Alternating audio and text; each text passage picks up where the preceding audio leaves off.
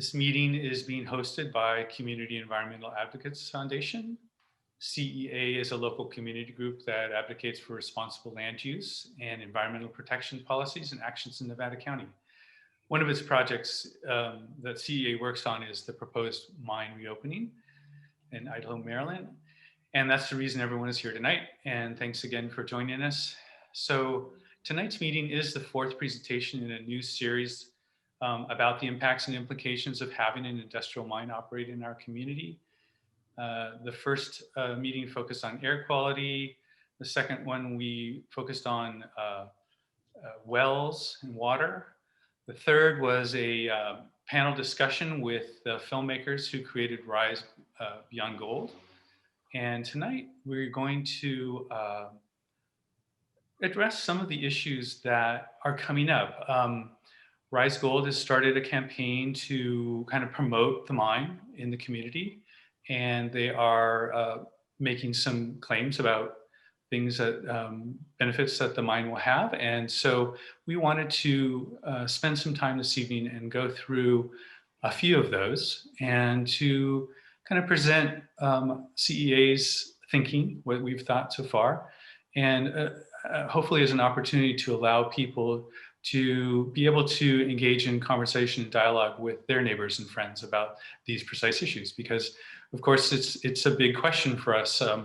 You know, how will a mine affect our community? What will the benefits be, if there are any? And what are the things that we should be talking about and thinking about? So before we get started and go any further, I want to introduce everybody that's here tonight on the panel. First off, I want to introduce Tracy Sheehan. She's works for CEA. She's kind of our organizer and person who helps us get all of the communications out and do that kind of work. And she also helps us think about strategic thinking about how to help the community get educated about the mine. Next, I want to introduce Ralph Siverstein. Ralph is also a volunteer and kind of one of the main shakers of the CEA Foundation, and specifically the Idaho-Maryland Mine project. Ralph has been involved in mine issues for years. He was an integral part of the efforts in the late 2000s to stop the M Gold application for this same mine that we're thinking about and talking about today. Next is Christy Hubbard. Christy Hubbard is a CEA volunteer and a neighbor very close to the Idaho-Maryland Mine. Barbara Ravine is a member of the Sierra Club and also a CEA volunteer. Paul Schwartz is also a neighbor of the mine and again, another CEA volunteer. And Barbara's husband, Don Ravine, is a member of the Climate Action Now and is also a CEA board member. And then lastly, we have Gary Perazzi, who is also a neighbor of the mine or proposed mine and also a CEA volunteer. So this is us tonight. And so what I wanted to do was just kind of, I think everyone's arrived, but wanted to let a chance for everybody to kind of see who we are tonight. And so I'm going to launch a poll and just to kind of let us get to know each other. Basically, let me launch it here. I'm going to also allow the panelists to vote because that's part of us. So you'll see does everybody see the poll on the screen? Go ahead and take a few seconds and if you would answer the question, just let us know where you're about, where you live, if you own a business, are you a homeowner?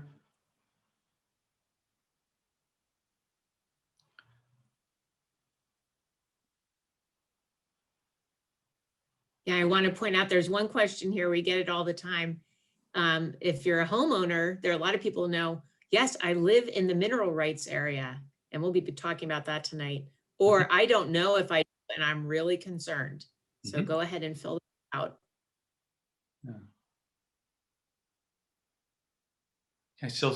A few people are still filling it out. So let's just give it another few seconds, and then we will show the results.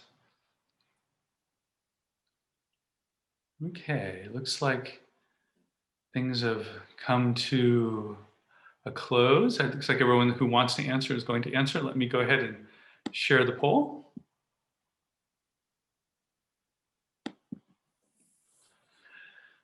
So, can everybody see the results? So it looks like most of us live in Nevada County. Looks like there's a few business people, business owners tonight. A lot of the people who are signed in tonight to this meeting are homeowners that would be impacted by the mine, almost 3/4 of us. Quite a few of us do own a home in the mineral rights area. And what's really interesting is almost 1/4 of us aren't sure. And so it is a really important thing for us to understand where exactly are the mining activities going to be happening underground, and how close does it come to us, and what will the effects be? So thanks for that. And I've got one more. Let's just do one more here and see how people are. Let's see here. Let me stop sharing this one. Go to the next one. Poll 2. We're kind of curious because we've had a lot of people come to these meetings. We're super stoked that people are coming, but we're not really sure how people are learning about it. So we're kind of trying to get a better understanding of what are the good ways for us to reach everybody who, like ourselves and you people who are on the meeting tonight, to understand how we can best find people who might be interested in attending these meetings. So everybody, just take a few seconds here to fill it out. Looks like people are still filling it out. So I'll give it a few more seconds yet.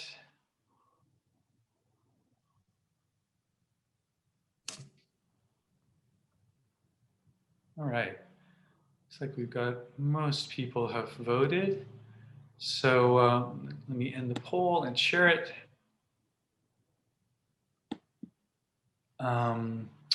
Looks like 3/4 of you know about this because you're on the MineWatch newsletter list. That's fantastic. Wonderful. Christy, did you want to say something? Yeah, she was just saying yay. Yes, it's great. Please let your friends know about our MineWatch newsletter list, and just forward it to them and let them know that they can get on to that as well. It's really the best way for us to directly communicate with you about stuff that's happening. But glad to hear that people heard about it through the radio newspaper. That's exciting. I'd be interested to hear what sources, but I'm assuming it would probably be KVMR and the Union, perhaps UBNet. It's great. What's really exciting is that almost 20% of the people here tonight learned about it from a friend. That is awesome. Please tell your friends, as I said. And good, I'm glad to see that Facebook is also a significant contributor to getting people to this meeting. We do have a Facebook page, and we'll talk about that more this evening. And a few people checked other. Don't know what that means, but cool, good to know. All right, I'm gonna stop this one. Do we want to, Tracy, should I do the third one or? No, we'll do it later. Yeah, okay, great. Thank you guys, everybody, for taking those polls with us. So this evening, what we are wanting to do is, as I mentioned earlier, the mine timeline is coming down and happening, and Ralph is going to give us a little update on that timeline this evening and some other items. So we will start with that. Then after that, Christy and Ralph and all of us really are going to go through a series of the most common ideas that people have about the mine, and kind of some of the reasons why the mine looks like an appealing idea. And so what we'd like to do is kind of address each of those and try to offer everybody some points to think about. And also, hopefully, you will use the Q&A session to put your questions in with regards to those. And also, if you have some responses that you think would be good for other people to think about, please put those in the Q&A too. And so everyone look below, you'll see the little Q&A icon. Put your questions in there. It is a webinar format this evening, so we aren't going to be doing kind of live talking things. So if you have questions or comments, please put them in the Q&A below. And we will promote them up, and I will ask them to our panelists, and they will respond back. We will also have, I think that Barbara and Paul and Dawn will also be trying to answer questions offline in case we can't get to all of them this evening live. So know that we are all monitoring the questions very carefully, and we will be responding to them one way or another. So with that said, just a quick thing. Is everybody, I'm not sure if everybody here has used the Q&A before, but if you click on that, basically you'll get a screen that comes up. You can kind of drag it over to the side if it's kind of in the way of the presentation, and then just go ahead and put your answers in, or your questions in, and comments. All right, and with that, I'd like to introduce Ralph, and to give us a little mine project update. Thank you, Greg. Welcome, everybody. I'm going to start with looking at our timeline that we've had up in the prior meetings. If you can go forward. Oh, there we are. So we've already had the notice of preparation back in last July. And since then, they've been working on the draft environmental impact report, or the draft EIR, as we call it. And we've been guessing that would be in late spring, according to the assessments we got from the Nevada County Planning Department. And that will be a 45-day comment period by default, and we're going to ask for an extension for that. So it looks like that's going to take place coming up here in the next month or two. I'll talk about that more in a minute. And then we're expecting sometime in the late fall or early next year, or even later, that the final environmental impact report will be put out. Ultimately, the Board of Supervisors will make the decision on this project. So next slide, please. So when will the draft be released? I think I just talked to Matt Kelly at County Planning, and basically they've just received what's called an administrative draft, and they just began reviewing that, and they expect it'll take a month or two to review that, and there'll probably be some revisions and back and forth. So I think we're still on target for having the draft come out sometime in May or maybe later. Meanwhile, the CEA's research team has been reviewing the documents that are posted online. And those documents are the basis for our articles and the facts we present. And by reviewing these ahead of time and getting familiar with them and analyzing them, it gives us a strong position to comment when the draft comes out. We know that some of the documents are still being revised. Finally, the final EIR, our best guess is it'll be in 8 to 14 months from today, or even longer, but I think it'd be at least 8 months from today. So that puts it in November or December. And finally, I just want to mention Centennial Project, which is a separate project under the Department of Toxic Substances Control, is to clean up the 56-acre site on Centennial Road and Idaho-Maryland Road. That's the site of the former Idaho-Maryland Mine, and that's where all the tailings have been dumped. And RISE is obligated to clean that up. They've entered into a voluntary agreement to do it with the DTSC.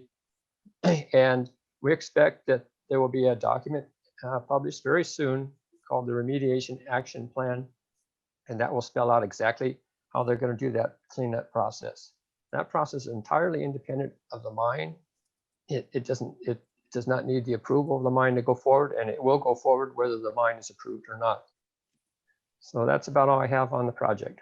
Hope that helps. Thank you.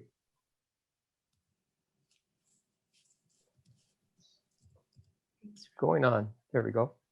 somebody asked a question, what does EIR stand for? It stands for the Environmental Impact Report, and it is a report that the county is obliged to do for any projects that affect the community environmentally.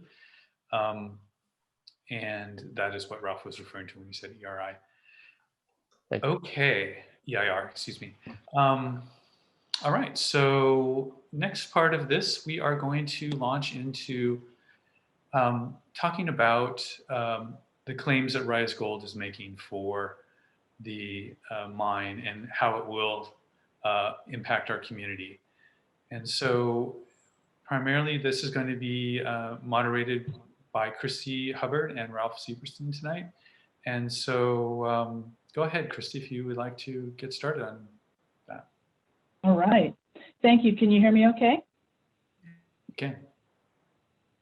Can you hear me? Yep. Yes. Okay, great. Awesome. So I'm presenting my screen, which means I can't see as much of the panel as everything else. So I'm just going to say, Greg, if there's anything that happens funny, let me know. But yeah, I'm Christy Hubbard. I'm one of the volunteers. And tonight I'm going to spend some time sharing a few things that we know about what Rise Gold is doing. Specifically, we know they're out in the community presenting to a number of business organizations, and they're even asking for their endorsement. Now, what they've done is hired a professional PR firm, and it's really clear that they've invested a lot of time and effort in telling a story about how their state-of-the-art facilities and mining methods are going to really create little to no impact to our community. And that's no surprise, really. A sales pitch is it's a sales pitch, right? It's what you would expect from a company trying to open up a new venture. And so, yeah, that's, you're going to see some bold claims. Now, before we get into it, I do want to make a couple of general comments. First of all, I'm going to just say it. Some of the things that you're going to see here may make you want to tear your hair out, or maybe even utter a 4-letter word or something, right? But I'm just going to proactively ask everybody here to keep it respectful, right? As a community coalition, we're trying to make MineWatch be that credible voice of the opposition. And to get there, we really need to kind of avoid emotional outbursts and name calling and things like that, right? Instead, what we want to do, we hope everybody will join us in sort of calmly discussing our point of view and engaging others in civil conversation, right? And I'm going to try to set that tone as I do my presentation, and I hope you'll keep me honest. You keep me honest if I slip up.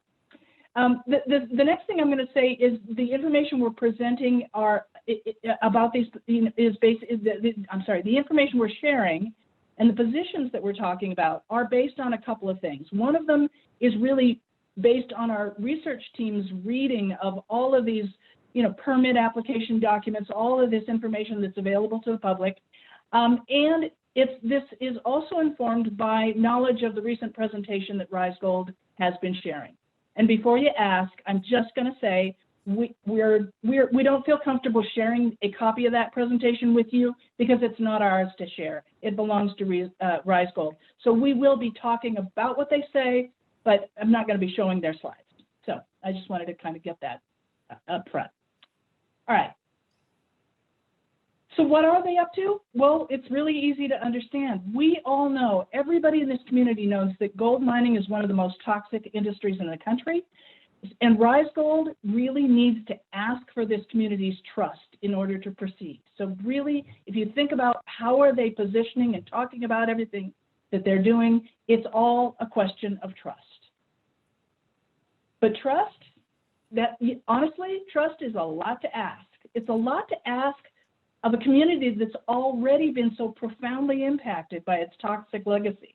We've got higher cancer rates than all the other counties in the state, twice as much, as a matter of fact. There's ample evidence of people, even today, being affected by mercury poisoning, foul wells, sinkholes, you name it. I mean, I suspect everybody here has a story, right? Trust is also a lot to ask for a county that doesn't really, it really isn't currently set up to provide extensive or proactive oversight, compliance oversight. And so this is a really huge project that will require a whole infrastructure for that. And that is not something that we have today. And frankly, it's also a lot to ask. A trust is a lot to ask from a 14-year-old junior mining company that's never opened a mine and never made a profit, right? In fact, their CEO's most recent mining venture in BC, Canada, polluted tribal waters, went bankrupt, and left the community with a $420,000 bond to pay for a $1.6 million cleanup, right? So yes, trust is a lot to ask. Okay. And frankly, Rise Gold has made some pretty bold claims, right? And I have to say that they've made so many claims that there's no way we can cover every one of them in this presentation tonight. What we're going to do is sort of hit on some of the high points, right? But here are a few that you may have heard, right? They're claiming negligible vibration. They're saying there's zero risk to wells, which is one of the ones that we find the most surprising. You know, they talk about the rock that they're going to bring out and transport is going to be benign, et cetera, et cetera. No property value impact. These are some pretty bold claims. And here's the thing. When you think about how are they doing this, I'll tell you what they're doing. They're really doing two things to back up their presentation. One is they're using their own analysis to make these claims. And two, well, frankly, they're just presenting best case scenarios. They're not presenting worst case scenarios. They're not presenting those odd things that we worry about or that other people might be worried about. They're presenting their best case. And of course, when you hire a PR firm, that's what you're going to do, right? That's the nature of sales. But we want to kind of get into that today. But let's get down to that thing about the analysis. They're using their own analysis. And that begs one of the really critical questions, and that is, who decides? If they say it's going to be no impact, is it really Rise Gold's job to say that there will be no impact? Well, the answer is no, right? The official version of what especially the environmental impact would be is done in the EIR that Ralph was talking about, right? This is prepared by a county-chosen independent expert. And this is why we're all spending so much time focusing on what is the EIR going to talk about and what's it going to say, because we as a community want to make sure that everything is truly and fully investigated in order to do this, right? Now, I do want to make a point that the EIR is only the environmental impact report. It does not get into the economic impact, and that is another thing that we have requested, but no, they have not chosen to do yet. Okay, but at least in terms of those claims that they're making about whether or not it's going to impact our wells or so on, is really, again, not for their analysis to say, but it is the EIR that's going to really do that. And frankly, whatever their original analysis was, once this EIR comes out, they'll be put on the hook to prove the things that appear to be gaps. So this is why we focus so hard on that next step. All right. So what are they saying? Then let's get into a few of them, right? We're not going to cover everything, but the next thing that we want to talk about is air, right? So what are the kinds of things that they're saying? They're saying near zero air emissions. They're saying that they're going to use the very advanced diesel truck engines that emit the least amount of diesel. They talk a lot about all the things they're doing to control dust underground and on the surface. And of course, my personal favorite is the one where they talk about how their CO2 emissions are better than other gold mines. Okay, yeah, but I don't have any other gold mines in this town. So, they're making a lot of claims about the air. And okay, let's talk about that, right? So what's our position? What do we think? Well, okay, sorry, we don't think that better than other gold mines is good enough. And we've talked about it before. The reality is that our community is already in a severely compromised position with, multiple studies proving that out. But the one that is probably the easiest to point to is the American Lung Association that gives us an F rating. And so we don't feel like we can afford any more. And what Rise Gold is not talking about are some things that are of deep concern, right? despite all of their efforts to contain things, there will still be fugitive dust, right, from all the crushing, loading, hauling, dumping. And they're going to, yeah, they're going to wet things down, and they're going to try to keep it to a minimum. But that doesn't mean, minimum doesn't mean zero. And there are real, true things to be worried in there. There's asbestos in all that serpentine rock that they're going to be digging out. And one of the ones, and Pam Hurd talked about this in her session a few months back, right? The microscopic silica particles. This is so small that it can't be filtered by RISE's technology or anybody's technology. It can't even be measured easily when it's escaped out into the world. And this is a known, very strong contributor to lung disease. And we already have two times more lung disease in this county than other places. So it is a serious concern. Similarly, the diesel exhaust is a big concern. Yeah, their trucks, they're going to use advanced diesel engines on their trucks, but that doesn't mean there's a whole bunch of third-party contractors they're likely to use. There's the heavy equipment for the engineered fill and things like that. They even have backup generators. So it's not like that particular set of trucks that they're going to use their most advanced engines on are the only diesel generators in the mix. And as we know, the chemicals inside of diesel is also quite toxic and damaging to lungs. And we have, also concerns about that kind of nasty stuff like ammonium nitrate in the blasting residue, because that we expect will leak out too. Again, these are all things that we fully expect to show up in the environmental impact report. Right. The next one, what are they saying about wells and water? I said it before, and this is the one that blows my mind, frankly, the zero risk to domestic wells. I mean, they are saying that they are going to pay for a water connection to about 25 homes on East Bennett Road. They're not admitting that they're going to damage those wells. They're just simply saying that they're going to connect to them for peace of mind. They're also going to talk about, they're also talking about generating a surplus of clean water. And they're talking about taking treated water to drinking quality. And, to really respond to this, I really want to hand it over to Ralph, because Ralph really took a close look at this. And Ralph, you want to take that away? Sure. So just as an overview, there's over 300 wells in the area that are likely to be impacted. And you may not know, but the mine is flooded with water right now. There's 73 miles of tunnels and shafts and so forth that are filled with water and has to be all pumped out. So they're going to be pumping out 3.6 million gallons a day initially for about 6 months.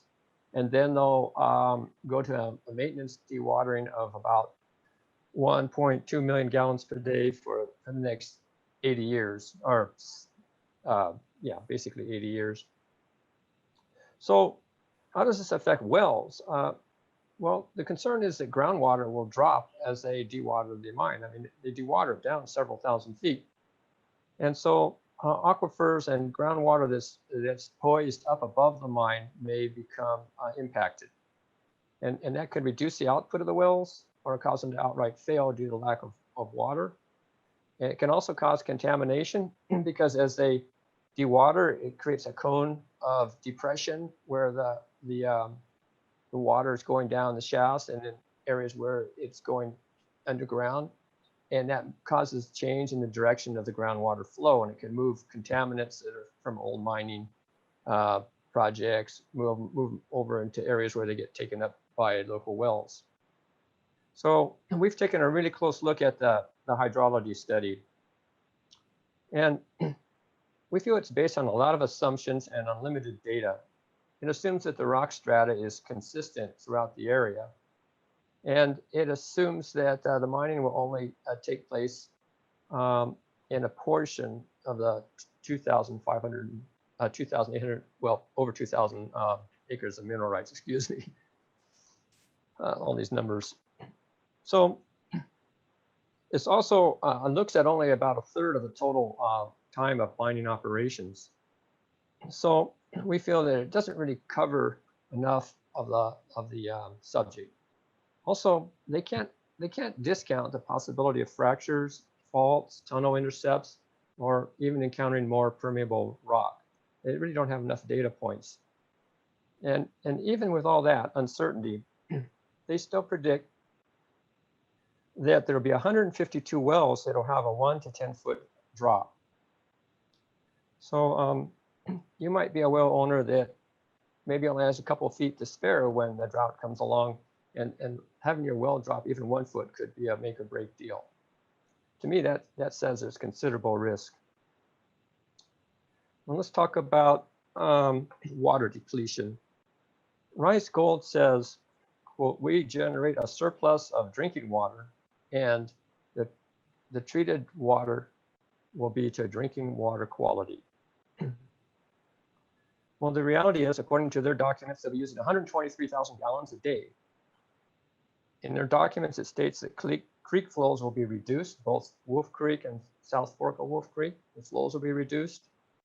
And the standards of the water they're pumping out will be treated, but it will not be treated to drinking water standards. It's going to be treated to what's called the secondary drinking water standard. And that standard is basically one that removes about 15 different toxic contaminants from the water, so that when treatment facilities that treat our potable water get that water, they don't have to treat for these metals in the water. They can just go and be concerned with cleaning up the turbidity and treating for bacteria and suspended solids and those types of things. So it's certainly not drinkable water will be discharged. And also realize that they're actually required by law to clean this water up. It's the contamination from the well, from the mine, and it includes high concentrations of arsenic, iron, and manganese, and these things need to be removed from the water. Currently, they're already going into the creek and polluting the creek. So that's about it. Thank you. All right. Thank you, Ralph. And I note, and by the way, I've got a little link at the bottom. Ralph wrote a great opinion piece that got published in the Union called "Do You Live on Top of the Idaho-Maryland Mine?" And it really does talk about some of the flaws in their study, the assumptions they've made, and so on. So that's a great reference for you. All right. So next up is what they're saying about neighborhood impact. Oh my gosh, you should see, this presentation has 3D models of these gorgeous buildings and all of these things that they think that they're going to do. They probably look a little shorter than they really will, but you know, they look beautiful. And you know, it's going to be all modern and spanking new. That's what they're talking about. Of course, those pictures don't actually show any of the engineered fill. It's all wooded somehow, but you know, it's there. And they're making all of it like minimal traffic impact, minimal noise, negligible blasting. And the one that I love about you know, when asked if their project is going to lower the value of home nearby, the answer was, well, we've been here for 2 years and home prices have gone up. You know, never mind the fact that we've got you know, we actually do have a boom where people in the Bay Area are moving out. We also have an extreme shortage of housing that's driven all of this up. In other words, we've got a bubble going on, and there are very few of us that believe that has anything to do with what's going to happen after they actually really open the mine. But anyway, these are some of the things that they're claiming. So whoops, apologies, I double clicked. There we go. That's the slide I wanted to show you. So I'm not going to walk you through each and every one of these things, but this is just a kind of a one-shot view of there's a lot that's going to happen to the neighborhoods immediately surrounding the mine. And oh, by the way, guys, I do have a slide later in the deck when we get to the Q&A. I could even just flip to it because I actually did throw a slide in that actually showed the mineral rights boundaries, so you can see where you are on the map. But suffice it to say, it's like all the way up. It goes downtown, underneath downtown Grass Valley, up into the hospital area. In the north, it goes sort of to the Sutton Apartments area. It goes it goes out to like the airport, the Cal Fire Airport, and it goes all the way up to Cedar Ridge. So it is 2,500 plus acres, and it's a big area. And there's a lot of concerns that really are impacted. You know, a lot of it is the aesthetics itself, right? This is truly going to be an industrial complex, and the engineered fill will absolutely be in the center of this, you know, what has been a rural residential area. When you take a look at some of that stuff, they make great claims about noise and beautiful charts with how far the noise is going to go. But what they're measuring is the nighttime measurements, and they're not even factoring in the engineered fill works, right? And so it's really, you know, they are presenting their best case, but what they're not talking about is the dramatic change that's going to happen in the average daytime noise. They're not talking about the fact that there's constant rumbling, right? And rumbling isn't just like an annoyance necessarily. It can be a true health issue for people who can't sleep at night. It can disturb and chase off wildlife and nesting birds and so on. So it really is, you know, there are some things that we fully expect that environmental impact report to be talking about. Traffic, right? They're claiming that they're claiming very, very few trips a day, and you're going to see maybe one truck every 20 minutes. But according to the calculations that we've seen based on the documents that they filed, it could easily be up to 100 truck trips a day, easily as much as a truck every 5 minutes. So we differ a little on the numbers, you know, and let's not forget that this isn't just more cars. This is the employee traffic. This is truck traffic. Not only are they transporting the mine waste, but we've got all of the, you know, the supply trucks coming in, bringing explosives and chemicals and diesel and cement. So it'll be a change. And yeah, there's habitat destruction. You know, from natural woodlands to manicured lots, and a lot of natural habitat that will go by the wayside. Right, that beautiful pond that's there now turns into a treatment settling pond. You know, the studies that we have done, we've had people spend time with real estate agents and even track down some studies in similar situations, and we are expecting from 5 to 20% drop in home values. So we are very concerned about this, and these are not things that RISE is talking about, of course. As I say, they're trying to present their best case. Okay. And then finally, I want to talk, just sort of close, that this is the elephant in the room, I think, because every time, if you take a look, Rise Gold has spent an awful lot of time talking about all the jobs and the income and, you know, the payroll and all of the construction business that they're going to bring in, and how much their employees are going to spend and how much their employees are going to make. And it really sounds great, especially to a community, you know, recently hit by the pandemic, where we are struggling economically. And so this looks like that big, beautiful, bright, shiny object that we've got. Ooh, jobs are coming in.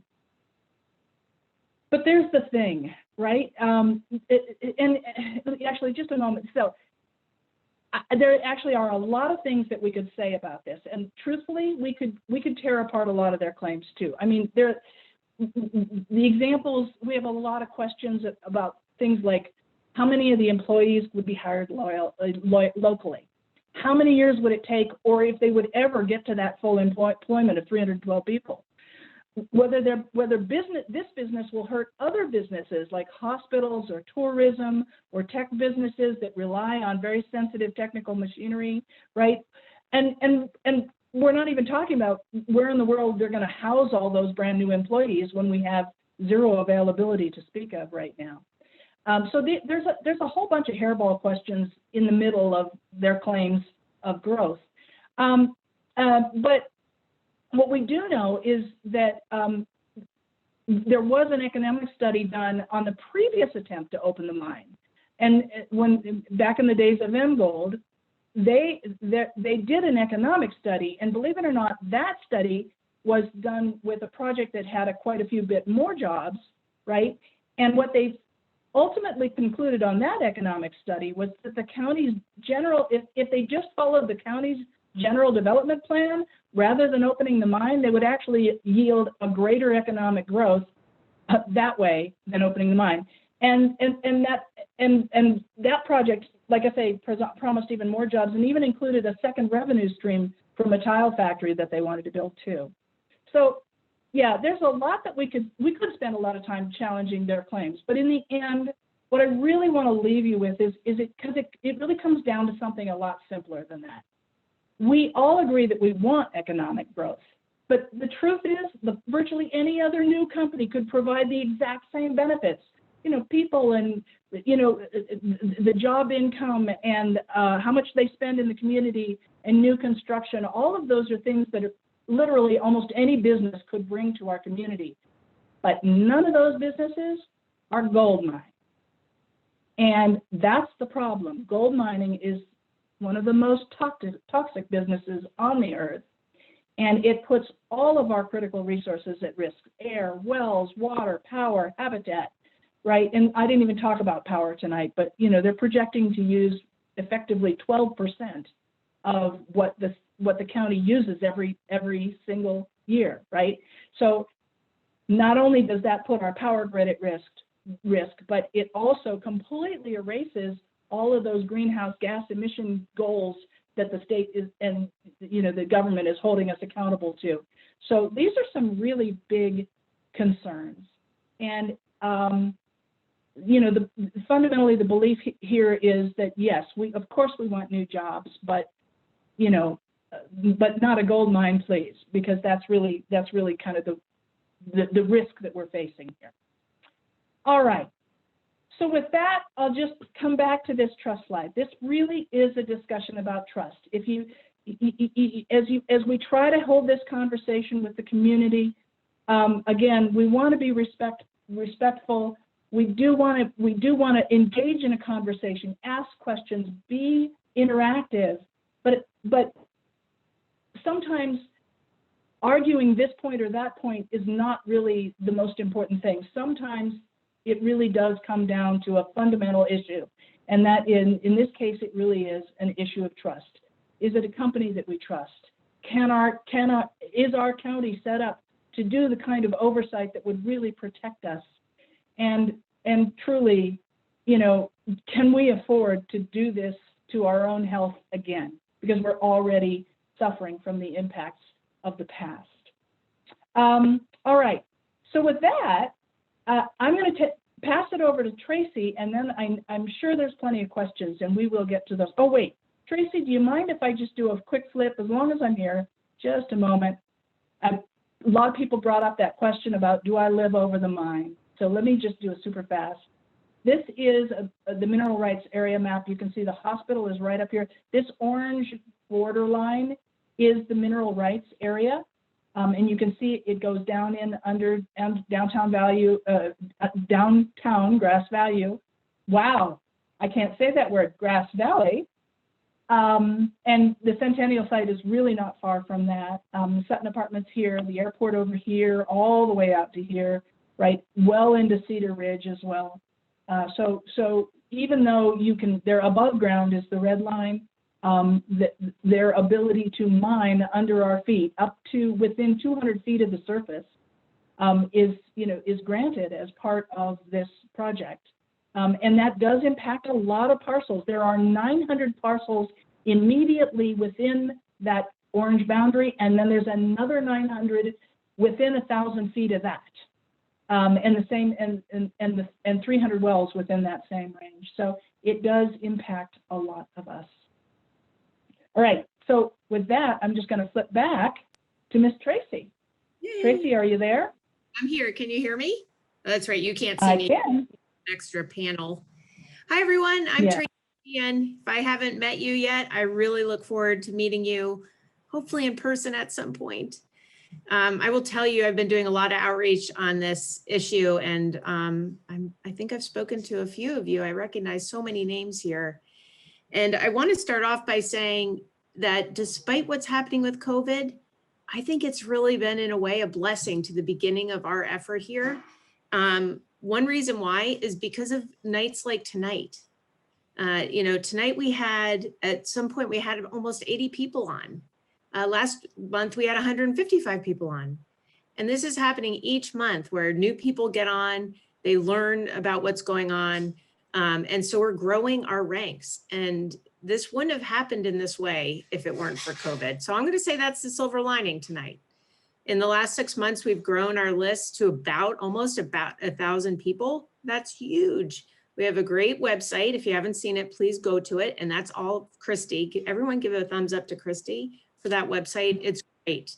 It's a great outreach tool, and I hope you will use it because that's what it's intended for. It has talking points on it and everything that you need to be prolific on this issue. So go take a look at the MineWatch website. So we've done this. We've had great community meetings, and we're growing our Facebook community as well. So here's where I'm going to ask Greg to push one more poll so we can learn more about you. So Greg, you pull that up while I talk. So it's the last poll about people and social media, if you can find it. So one thing during COVID that we've learned, so many people have said, hey, let's go out and petition. Let's go table. We want to table at the farmer's market. Usually during this time, if it weren't for COVID, we'd be sitting in a room and meeting each other and figuring out who's got what talents and how you can add that to the campaign. And so COVID's really gotten in the way. But what we've discovered is, again, this is the silver lining. Social media for right now is our new way of reaching out to people. It's our new tabling. It's been super successful. It gives us visibility in the community. It grows our ranks, and even the supervisors and opinion leaders see it. The more we can get on social media, the better right now. Christy's waving her hand to tell me to be quiet. Go ahead, I'm gonna be quiet now. No. Oh, no, I wasn't gonna say be quiet. I was just gonna add something. I don't think I've even had a chance to share this with you, Tracy, but I was just gonna comment about Nextdoor because we have Facebook and Nextdoor. So Facebook, we actually have 2 pages. We have our community page, which is really those of us that really are committed to the fight. We also now have a new public page. And then I wanted to just make a note, if you're a Nextdoor person, we just opened up a brand new group on in Nextdoor in the Grass Valley area. And so it's called MineWatch NC. And that's where we're going to be posting all our news.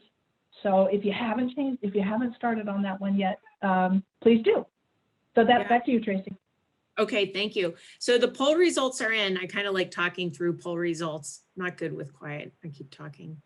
And so it looks like half the people here, over half, use Facebook. That's great. And nearly half are using Nextdoor and other social media. So a shout out to all of you. You need to go, and I'm sending this out in a follow-up email for when this call is over. We need you to go to our public page. And if you're thinking, oh, I wish I could go out and petition, or maybe you're not comfortable going out and petitioning, well, guess what? You could go to our public page, pick up information like Ralph's opinion piece, and just share that to any Nextdoor that you're on. Share those pieces. Christy is going to be constantly, every other day, loading something there that you can share to educate folks. So who's in on that? Give me a thumbs up. Great. Okay, so that's one thing.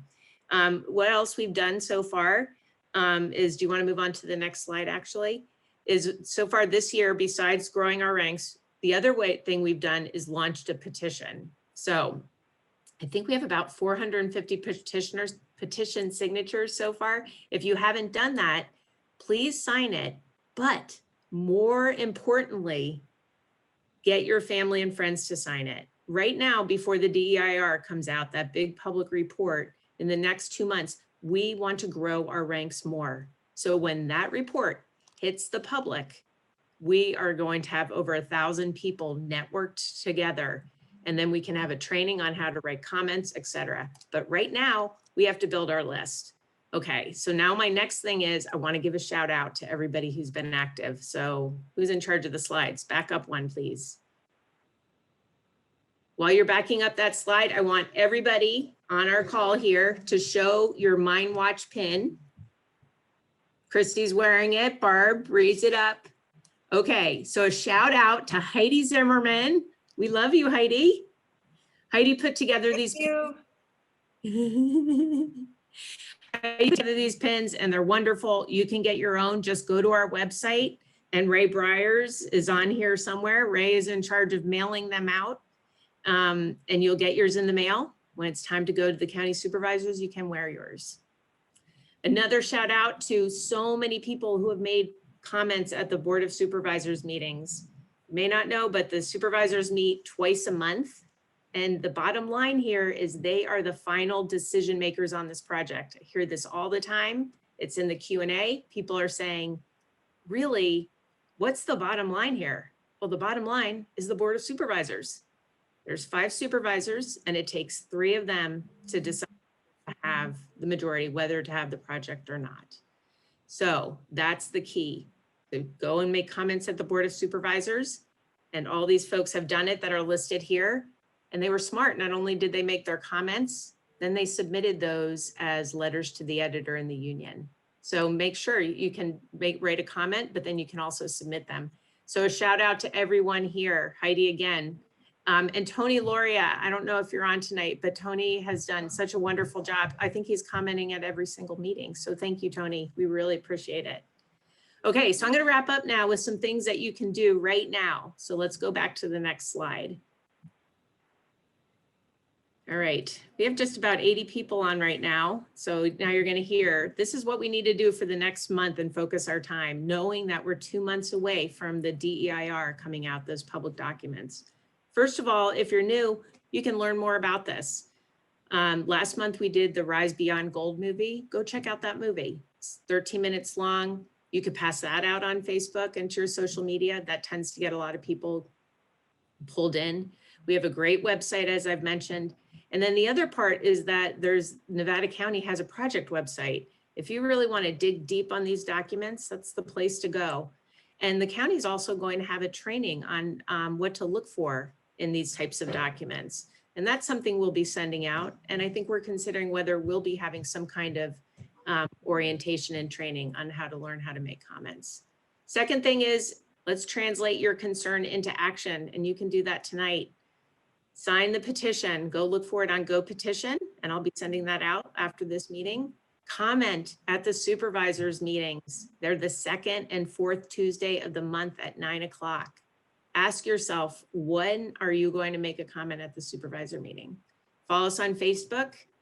And then very new, and I wanted to show it to you here, but the person who ordered the signs is not on. We just got lawn signs in. Yay. This is a huge job. And so we really need people, lots of people who want to help not only put a sign up, but help distribute the signs. So if you feel like you can load up your car and deliver signs or ask your neighbors to do signs, maybe you live in Cedar Ridge or maybe you live on East Bennett on a busy road, please email me and ask for a sign and ask if you can distribute them. Okay, let me look at my list, see if I have anything else. I think that's it. So while you're looking at your list, could I just comment that that petition is literally at the very top of the MineWatch website. So if you don't know how to find it, just go to minewatchnc.org and it's right at the top. Yeah. And so at the beginning of the night, I remember, I think 75% of the people said they were on the MineWatch newsletter. Well, as of tonight, if you're here, we're going to put you on the MineWatch newsletter. So don't worry, you're in the loop now and you can always unsubscribe. But once again, just mark your calendars. The next 2 Board of Supervisor meetings are on the 2nd and 4th Tuesdays. So in April, it's the 13th and the 27th. So that's it. That's all I've got. I actually have a lot more, but I think I'm over time, so I'll just cut it there. Feel free to give me an email and I'm happy to answer questions or help you get involved in any way. Thanks. Thanks so much, Tracy. So I'm wondering, do we want to take some of the questions that have come up during this conversation? and address them to the panelists. Are you guys okay with that? You know, I am, Greg, but could I, did we do a call out on the donation? I think we were gonna make a comment about that before we Sure, I moved was on. going to. I just wanted to know whether we should answer questions first, or I can do that really quickly. I think that, CEA and all the volunteer, it is a volunteer organization, and a lot of people put a lot of work and time into this. It's obvious, and it's because we really care about our community and we really want to see the best for it. And we are very committed to making sure that our community knows as much as possible about this proposed mine and has the tools to shape decisions about how our future will be in our community. And while we all put a lot of energy into it on our own time and willingness, it does require money to keep things going. We don't get paid, but we do hire consultants, legal and scientific, to help us look at the proposal, to help us think about how to respond to it. And this does require financial support. And so I do want to make a pitch for everyone to please, if they can, donate. I was just thinking, I think we're all about to get stimulus checks in the mail as a result of the CARE Act. And I was thinking, many of us absolutely will need that money to pay rent and bills. But if you do have some left over and you are looking for some way to really have a positive impact on our community, please consider donating some of it to CEA. And CEA will put that money to good use. It will go to pay for legal support. And as I said, scientific consultants who can look very carefully at the DEIR when it comes out. And that would be incredibly useful. We have had actually good support so far from the community. We have received a lot of financial help, and we'll need more. And please consider that. And thank you so much. So with that done, let's go to the question and answers. So I know that Paul and Barbara and many others have answered a lot of the questions that came up, but we floated a few that we thought would be good to ask just amongst us here. So the first one that I want to address that comes up is from Stephanie Wells. She says, are there local organizations or companies who have committed to their support to the Idaho-Maryland Mine project? Or are there organizations that are anti-mine stance? Do we know? I could help. Go ahead, Barbara. I was just going to say, well, I represent Sierra Club, the local group, and we have definitely supported it with a donation as well. Also, Circle is very much in the supporting it. I believe the Sierra Fund is also supporting it. Sure.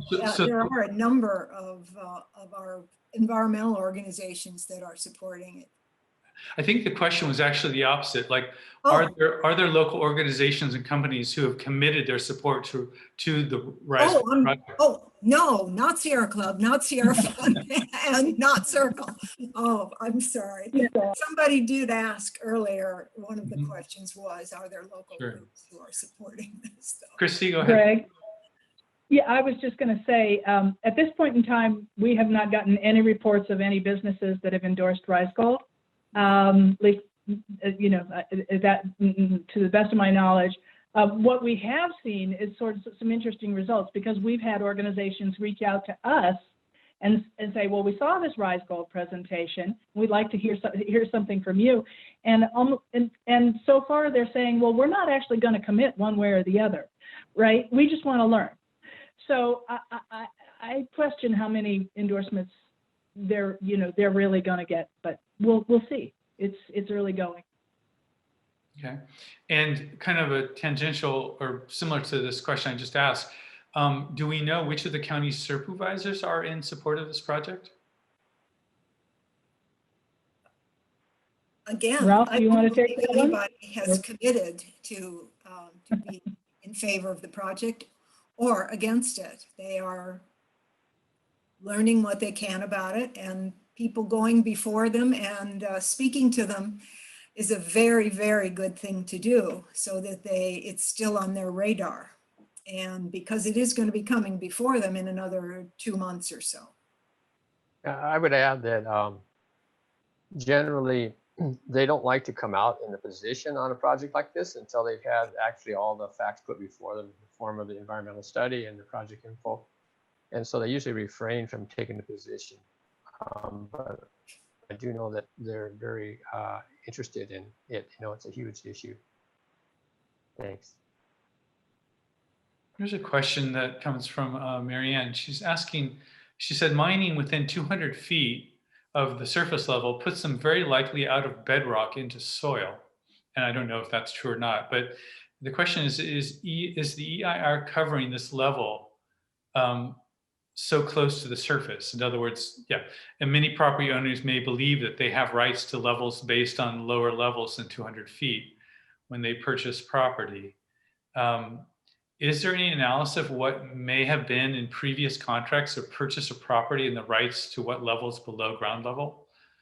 So in other words, if I'm a homeowner, do I own, do they have a right to mine right underneath my house?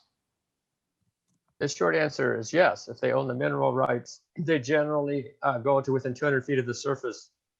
I don't think you would encounter soil that deep.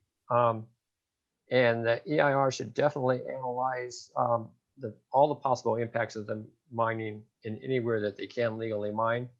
The Rise Gold is saying that they won't be mining closer than 500 feet to the surface, and that most of the work will be below 1,000 feet. But that's not specified, in any constraining legal fashion. That's just what their current plans are, and they really only line out the first 25 years of their operations. Mm-hmm. Yeah, so Teresa Williams asked this question. I'm not sure we have the answer to it, but I'll put it out there. I guess there was a Bond C in 1986, which she later explained changed the bond to an insurance policy, and homeowners bore the cost of all the expenses, and then they file a claim. I'm not sure if this is, does anyone know what this is about? Paul, can you address that? No, I can't. I Googled it to see what I could find, and I didn't come up with anything. I came up with some Measure Cs in other communities, but not anything specifically in this community. Yeah, Teresa, can I ask you a favor? Can you send us an email at, what's the email address for the Mine Concerns? Mine Concerns At CEA-NC.org. Yes, if you could send us an email with more information, we'll certainly do the research and get back to you on it. Yeah. Let's see. Somebody wants to know, how do we find out when Rise Gold is making its sales pitches, and can we attend? Well, we only hear it through the grapevine ourselves, right? So it's not like they publish a calendar. And in fact, I can tell you that generally, if you aren't invited to that group, you're not invited. And one of us did try to sit in on a presentation of the Real Estate Association, and basically got uninvited, right? So, a lot of these are private presentations. Mm-hmm. Okay. Teresa Williams did respond back. She said the Board of in 1986, the Board of Supervisors supported the reopening of a mine, and apparently, and the Measure C overturned them. I don't know anything about it. It sounds like it's something to look at, and we will look at it and see what we can find out about that. There's a question again, what sort of recourse besides the Board of Supervisors do we have in terms of trying to prevent this mine from opening? I should probably take that question. I mean, first we want the process to go forward. Then if it looks like the environmental impact report is inadequate, we have an opportunity to challenge that. We can appeal. We can also make a legal challenge to it. There's also other tools for addressing a project. But I sincerely hope that the county supervisors just vote the thing down. I think that they will. That's my view. Yeah, and I think that really our job as residents of this county is to try to really dialogue with our supervisors. I mean, they are our elected representatives, and they do care about us. They also care a lot about what the business community thinks. So, you know, I think it behooves us to talk to all the business owners and ask them what they think, and to make sure that we are including everybody in this dialogue. Let's see, I'm just going through the questions here. There's a question that says, one of your slides shows the RISE boundary and also shows the boundaries of mineral rights. How are the mineral site boundaries established? The mineral boundary is so much larger than RISE Gold Project. Does anyone want to take that? Sure. Excuse me. Well, the surface property, RISE purchased the mineral rights, and they purchased the parcels on the surface that they currently own, which is what's shown in the red line in that map. There are some other maps, and you can probably find them if you go online and look on MineWatchNC.org. So they own the surface properties just like anybody here would own surface properties if they buy them. But by owning the mineral rights, then they have that 2,585 acres of underground mineral rights that are historically established, and it's just an ownership just like real estate. It's part of our mining laws that come all the way back from 1872, from our horribly outdated 1872 Mining Act, which needs to be updated. But nevertheless, that's the law. Hey, Tracy, there's a question here from somebody that it's about the petition. And she says, do you have to be a Nevada County resident to sign that petition? Right. Yeah, I was actually just typing right now. No, you don't have to be a Nevada County resident to sign the petition. We definitely would prefer, I mean, the target, I'll just say the target is the Nevada County supervisors, right? So we want people in Nevada County. If you know of folks in Nevada County, if you have a business in Nevada County, that would be great. But does that mean you can't? No, you can sign it. And in fact, I think it's critical that even Placer County supervisors understand there's opposition to the mine. I mean, it's right over the border and it impacts you almost just as much. If you care about the businesses in Grass Valley, if you enjoy Wolf Creek and you know, the laid back feeling of Grass Valley and shopping there, that's an important comment for even the Nevada County supervisors to hear. So I would encourage folks to sign the petition and fill in those comments. Thank you, Tracy.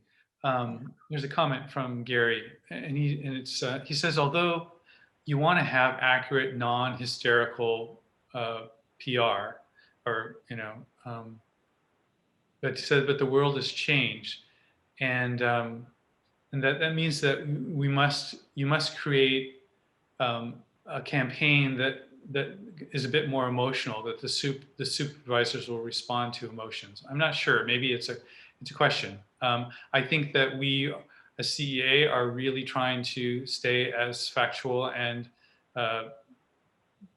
fact-based, science-based as we possibly can. I also think that it's a very emotional issue. I mean, we're talking about the quality of life in our community, and it stands to be profoundly changed by a mine, an industrial mine that sits less than 2 miles from downtown Grass Valley. Christy, do you want to talk about this? Yeah, I would. I totally hear where that's coming from, and I actually agree. I think that you can be emotional and still respectful at the same time, right? Emotional can be, yeah, something bad's happened and pay attention. That's emotional and that's okay. But saying Rise Gold's a liar, that's kind of like, that's emotional too, but maybe not so effective, right? So I really believe, yes, we should be emotional, but let's not make it personal. Let's not make it nasty. That's really all I believe, all I was trying to say anyway. Okay. So I think that's most of the questions that were asked this evening. So if there are any other comments that anybody wants to make before we call this evening an evening, go ahead, Tracy. You're on mute. Yeah, there is one more. It must have just come in. Can the community require an independent economic impact analysis as part of the presentation to the Board of Supervisors? This is a very popular question. So, and a necessary question. So I'll hand that one to Ralph to start. Yeah, well, we put a lot of effort into trying to get the county to do an economic study. And quite frankly, I think at this point, the absence of an economic study only hurts Rise Gold because they don't really have any real evidence that their project will really help the local economy. They're basically just making statements, but they haven't really provided the kind of evidence that you would need for making a wise assessment. So, but we really would like to see an economic study done to answer the question. One possibility is that the County Board of Supervisors feels that they don't need an economic study to make a decision on this project. Hopefully that means because they think it's a bad project and they're just going to turn it down. But I always think that more information is better. People need to be informed. And so if they're seduced by the idea that they might have a few more jobs in the community, and that's the basis of approving or supporting something, that could be harmful if the net result is really the opposite. So we need more information. And just on the subject of emotion versus facts, we really feel our role primarily is to try to get to the facts and try to really give a view of the project that the community might not get if they just listen to the project proponents. And but I think it's fine to be, you can be emotional about the facts. Sure. Doreen Dom made a very interesting comment. She said, you can be passionate without being dramatic. Keep in mind that big drama display can be potentially received in a negative way. And Stephanie also said, nonpartisan and fact-based is the way to influence the Board of Supervisors. So interesting. And I really appreciate what Gary said, and also Stephanie and Doreen. And so I think that all the approaches that we can take our best selves and present our ideas to each other and to our friends and to the community at large, including our supervisors, is really what we need to do. And I really trust that we have a pretty incredible county. I mean, Nevada County is really a remarkable place, full of a lot of, much more involved and engaged in decision-making than a lot of other places that I've lived in. I've lived here for 15 years now, and I think that the amount of attention and care that people give to this area really shows. And all of us showing up tonight, I think, is one indicator of it, but also just the willingness to really think about carefully the implications of this proposal is absolutely critical. And I really appreciate everybody turning out tonight to do this. We do this once a month, the third Thursday of each month. Is that right, Tracy? Fourth. Fourth Thursday, sorry. Fourth Thursday of every month. It looks like a lot of you are on the MineWatch, so you will certainly get an invitation when the next one's coming around. But please do, if you're not on the list, put yourself on it. Go to, MineWatch at, I'm so bad with URLs. Can somebody else help me with this? What's the website? MineWatch, yeah, sure. MineWatchNC.org. There it is. So I would like to add that also, if there's a question that you asked that we didn't answer to your satisfaction, or if you have future questions, just send an email to mineconcerns@cea-nc.org, Mine Concerns. And you can also find links to that on the MineWatch NC website. Yeah. Thank you very much. On the MineWatchNC.org website, you'll also find a way to very easily donate. Please do, if you can. We really need that financial support, and we're completely appreciative of any help that we can get from people.